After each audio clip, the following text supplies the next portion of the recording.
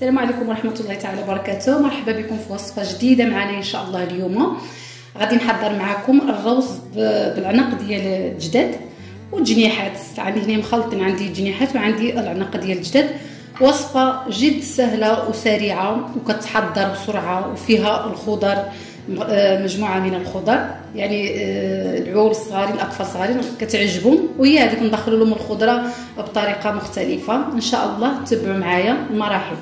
عندي هنايا نص كيلو ديال الروز، انا غسلته وقطرته.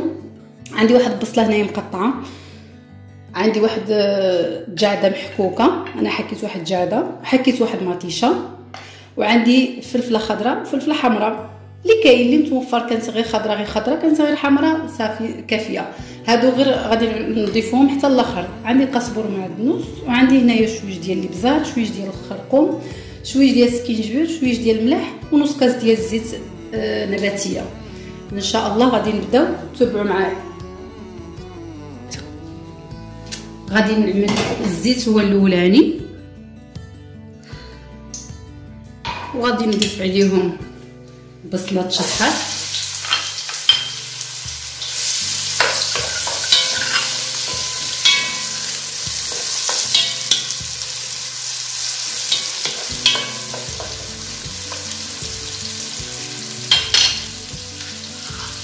غادي نضيف عليهم هاد القطع ديال الجداد،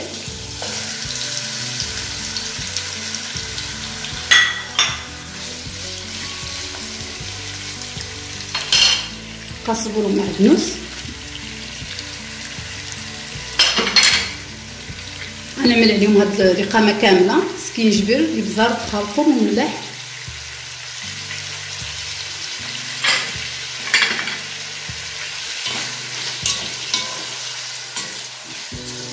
غادي نخليهم يتشحروا شويه،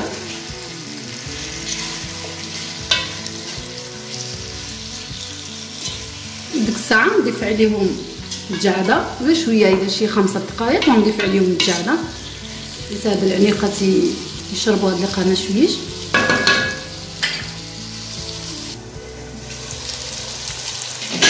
ها بداو كيتشحروا لنا.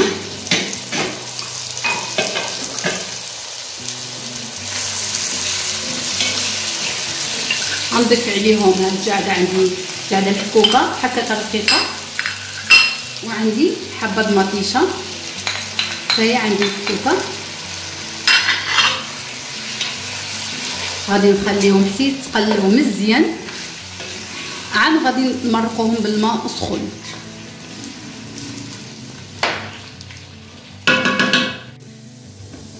في هذا الاثناء غادي يكونوا العنيقات تشحروا كما كتلاحظوا.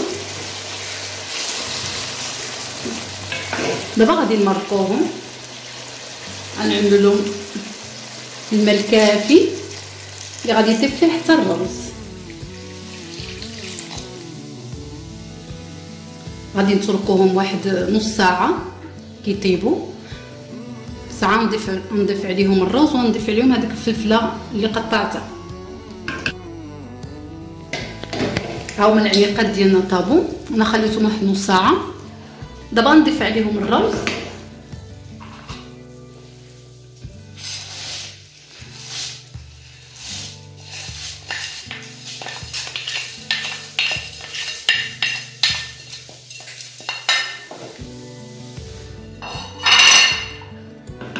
نزيد هاد الفلفل هنايا،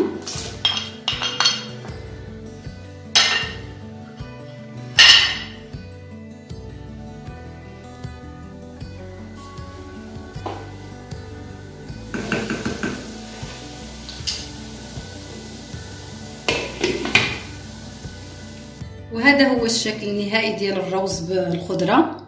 كيجي ساهل في التحضير وخفيف. وشكرا على المشاهده، وما تنسوناش من الدعم في القناه والاشتراك والاعجاب. شكرا على المشاهده.